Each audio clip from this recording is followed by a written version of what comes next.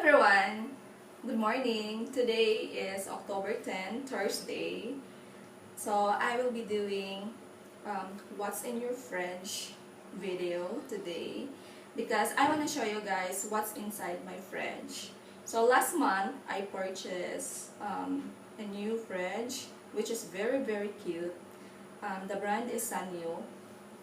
Because my kitchen is also small, so I don't want that my kitchen will be overcrowded with big appliances. So I changed all my old appliances with a new appliances like fridge.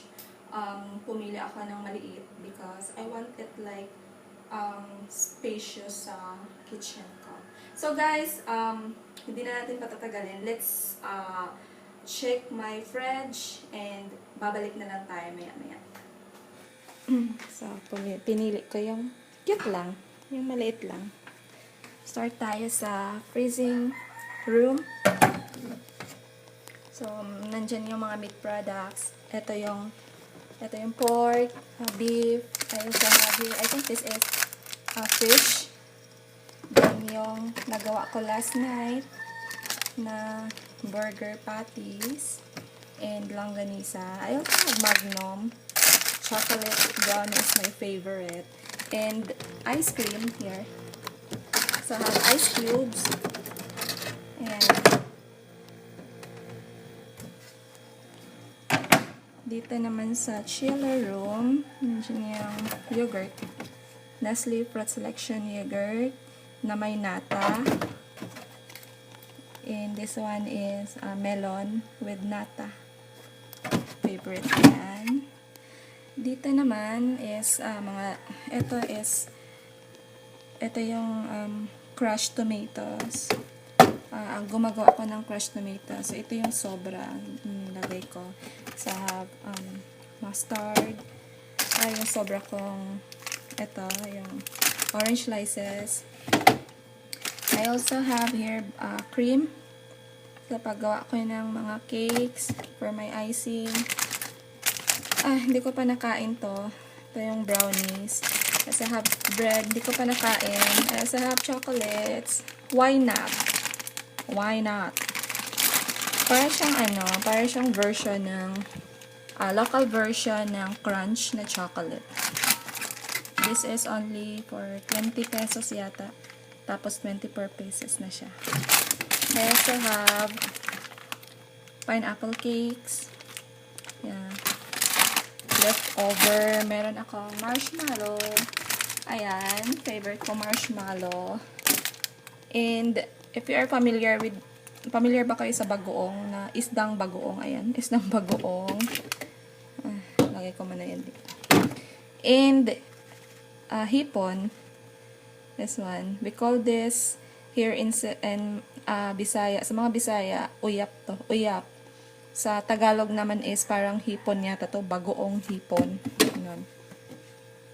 Kumakain ako niyan. And nilalagay yan sa mga anong tawag dito? Nilalagay yan sa pinakbet. Nilalagyan ko yung pinakbet ko. Pag nagluto ko ng pinakbet, nilalagyan ko ng bagoong. Dito naman is papaya, and nabili ko yesterday na kiwi, some leftover food. Ito is,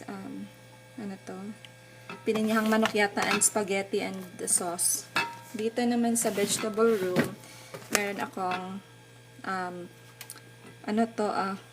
mint sa paggawa ko ng detox water. Litos, parang na yung litos.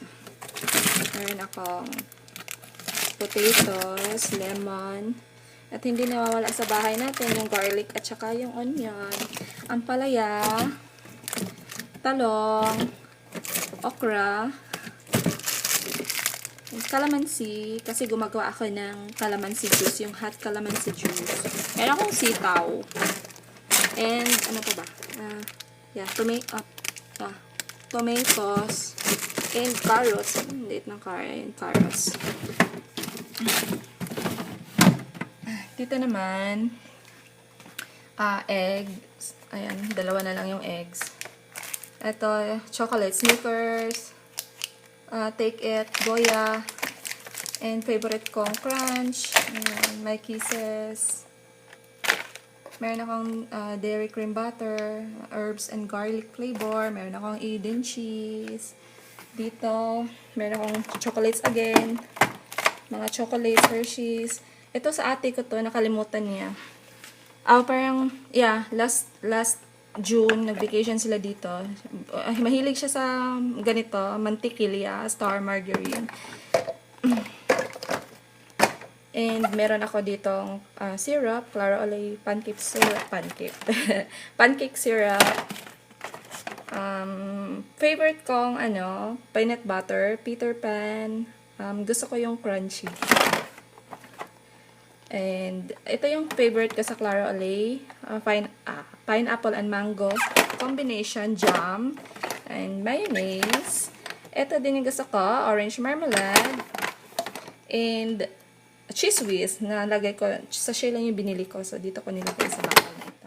Dito is water. Ayan. Water. And ito yung detox water ko.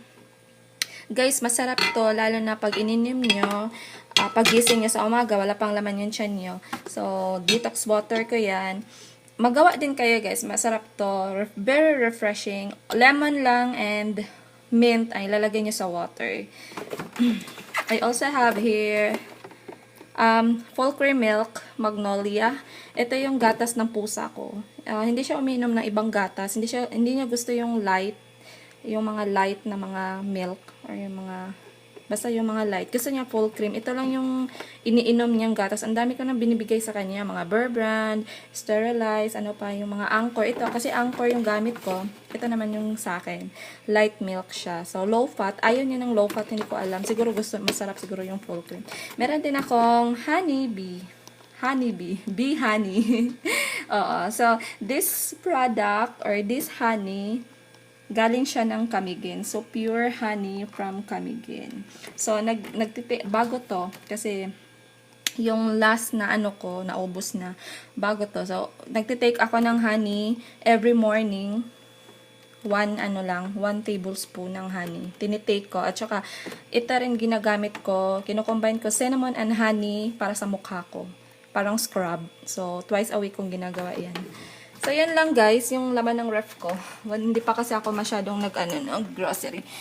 Yung pinakita ko lang is this one, yung nagawa kong kagabi.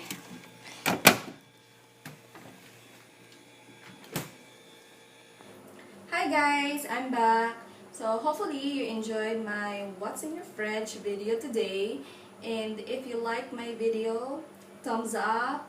If you have questions, just comment down below and please don't forget to subscribe to my channel. Thanks for watching guys. Until next time. Bye!